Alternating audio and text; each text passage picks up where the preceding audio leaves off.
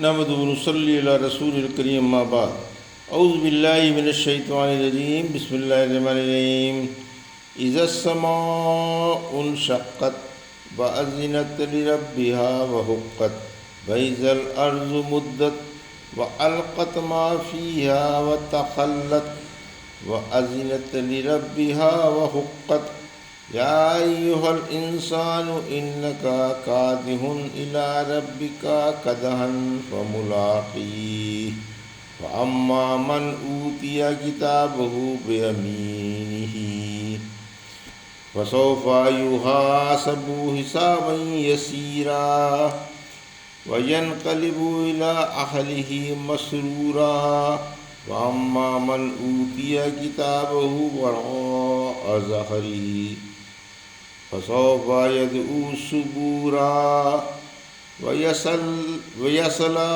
سعيرا إنه كان في أهله مسرورا إنه ظن أن لن يحور بلى إن ربه كان به بصيرا فلا أقسم بالشفق والليل وما وسق والقمر إذا اتسق لتركبن طبقا عن طبق وما لهم لا يؤمنون وإذا قرئ عليهم القرآن لا يسجدون آیت سجدہ ہے، سجدہ کر لیجیے. بل الذین کفروا یکذبون واللہ اعلم بما یوعون فبشرهم بعذاب علیم الا الذین آمنوا وعملوا الصالحات لهم اجر غیر ممنون. ابھی آپ نے سورہ انشقاق کی آیت 1 سے 35 کی تلاوت سماعت فرمائی، 1 سے 25 کی تلاوت سماعت فرمائی. پیش ہے ان آیتوں کا ترجمہ اور تفسیر ابن کثیر سے. بترتیب مصحف یہ 84ویں اور بترتیب نزول 83ویں اور مکی سورہ ہیں. اس میں 25 آیتیں اور 1 رکوع. بسم اللہ الرحمن الرحیم. اذا السماء انشقت آیت 1، وأذنت لربها وحقت آیت 2، وإذا الأرض مدت آیت 3، وألقت ما فيها وتخلت آیت 4، وأذنت لربها وحقت آیت 5، یا أيها الإنسان إنك كادح إلى ربك كدحا فملاقيه آیت 6، فأما من أوتي كتابه بيمينه آیت 7، فسوف يحاسب حسابا يسيرا آیت 8، وينقلب إلى أهله مسرورا آیت 9، وأما من أوتي كتابه وراء ظهره آیت 10، فسوف يدعو ثبورا آیت 11، ويصلى سعيرا آیت 12، إنه كان في أهله مسرورا آیت 13، إنه ظن أن لن يحور آیت 14، بلا إن ربه كان به بصيرا آیت 15۔ ترجمہ: میں اللہ کے نام سے شروع کرتا ہوں جو بڑا ہی مہربان و شفیق ہے۔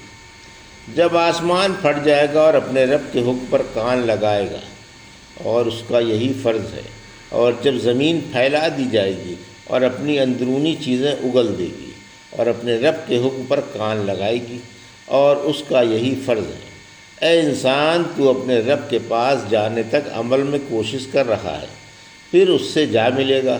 پھر جسے اعمال نامہ سیدھے ہاتھ میں دیا جائے گا اس سے آسان حساب لیا جائے گا اور وہ خوش ہو کر اہل و عیال کی طرف لوٹے گا، اور جسے اعمال نامہ پیچھے سے دیا جائے گا وہ ہلاکت ہی میں ہلاکت پکارے گا اور جہنم میں جائے گا۔ یہ دنیا میں اپنے گھر میں خوش رہتا تھا، اس کا خیال تھا کہ اسے واپس ہونا نہیں ہے، کیوں نہیں؟ اس کا رب اسے خوب دیکھ رہا ہے۔ یہ ترجمہ سورہ انشقاق کی آیت 1 سے 15 کا تفسیر۔ آیت 1، آسمان کا پھٹ جانا اور زمین کا کھینچا جانا یہ قیامت کا دن ہوگا۔ آیت 2، آسمان کان لگائے ہوئے رب کے حکم کا منتظر ہے، پھٹنے کا حکم پاتے ہی پھٹ جائے گا۔ اس کا یہی فرض ہے کہ اپنے رب کا حکم بجا لائے، کیونکہ رب کے حکم میں دم مارنے کی مجال نہیں۔ اللہ کسی سے ہار نہیں سکتا بلکہ ہر چیز پر غالب ہے۔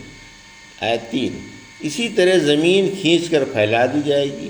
رحمت عالم صلی اللہ علیہ وسلم نے فرمایا، اللہ پاک زمین کو چمڑے کی طرح کھینچ دے گا تاکہ اس میں موقف والے سما سکیں، اور اتنی بھیڑ ہوگی کہ ہر شخص کو صرف قدم ٹکانے کی جگہ ملے گی۔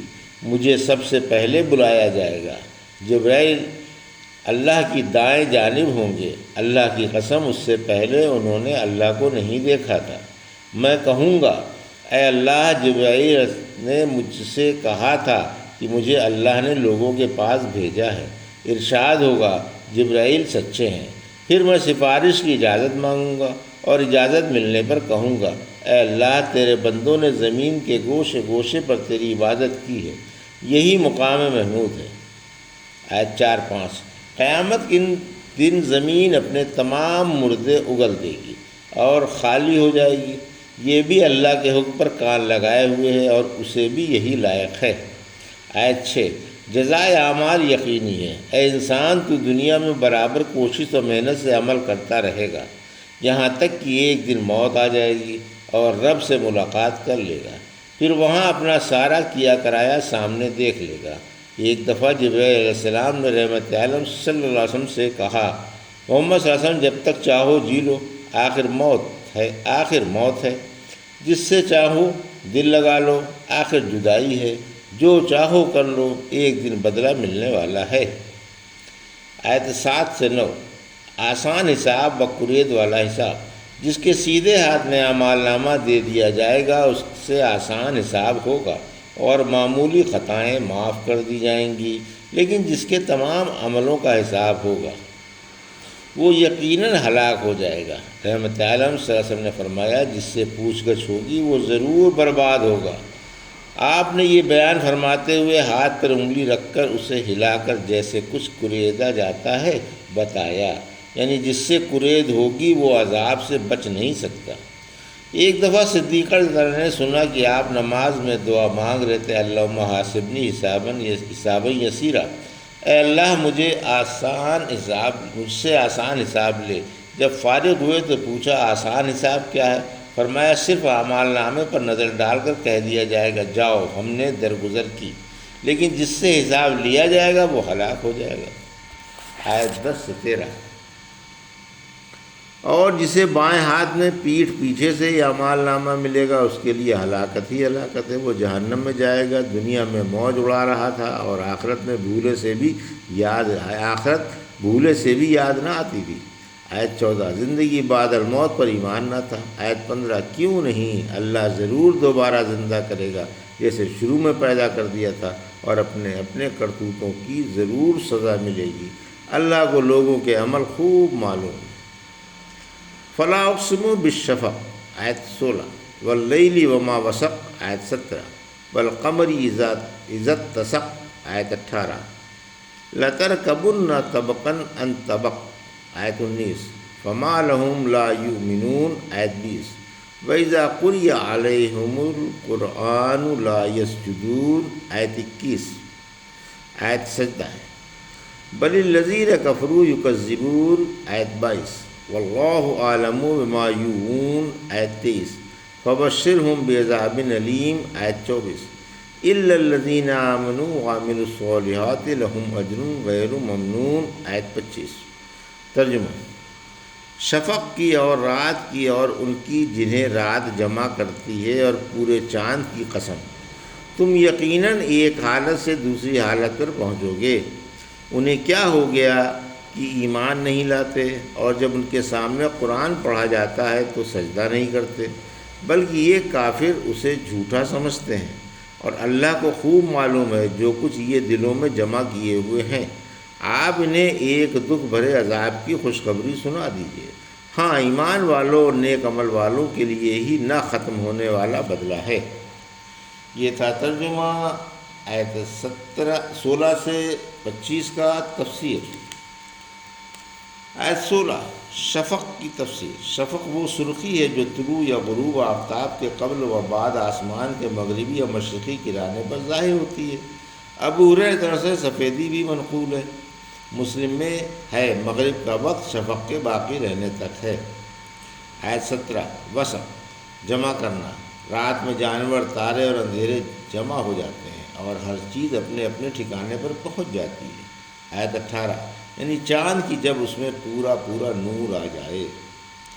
آیت 19 ایک حالت سے دوسری حالت کی طرف چڑھنا، یعنی ایک حالت سے دوسری حالت کی طرف چڑھتے چلے جاؤ گے۔ بقول انس رضی اللہ عنہ لاحق سال سابق سال سے برا ہی ہوگا۔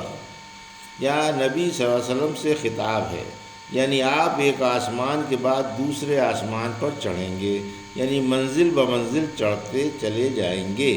معراج مراد ہے۔ یا عوام سے خطاب ہے، یعنی تم اپنے اپنے عملوں کے مطابق منزلیں طے کرو گے۔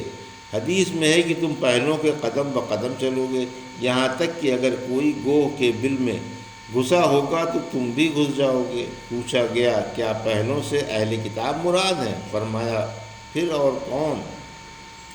آیت 20-21 یعنی ایمان کیوں نہیں لاتے اور قرآن سن کر تعظیم کے لیے سجدے میں کیوں نہیں گر پڑتے؟ آیت 22 بلکہ یہ تو اور الٹے جھٹلاتے ہیں، حق کے دشمن ہیں اور برائیوں میں مبتلا ہیں۔ آیت 23 یعنی اللہ کو ان کے دلوں کا حال خوب معلوم ہے جسے یہ چھپائے ہوئے ہیں۔ آیت 24 اے نبی صلی اللہ علیہ وسلم آپ انہیں جتا دیجئے کہ اللہ نے ان کے لیے دردناک عذاب تیار کر رکھا ہے۔ آیت 25 اس سے بچنے والے اور بہترین اجر کے حقدار مومن ہی ہیں، انہیں پورا پورا اور کبھی نہ ختم ہونے والا اجر ملے گا۔ سورہ ہود کی آیت 108 میں فرمایا وہ غیر منقطع بخشش ہوگی، حق تعالیٰ کہ ہر آن اہل جنت پر احسان ہوں گے اور اس کے فضل و کرم سے انہیں جنت ملے گی۔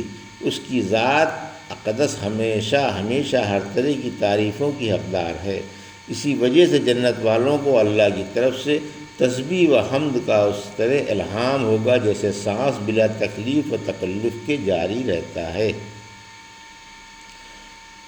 سورہ یونس کی آیت 10 میں فرمایا ان کی پچھلی بات یہ ہوگی کہ ہر طرح کی تعریفیں جہان کے پالنے والے اللہ ہی کے لیے ہیں۔ الحمدللہ سورہ انشقاق کی تفسیر تمام ہوئی۔ الحمدللہ رب العالمین۔ یہ تھا سورہ انشقاق کی آیت 1 سے 25 کا ترجمہ اور تفسیر جو بھی آپ نے سماعت فرمائی۔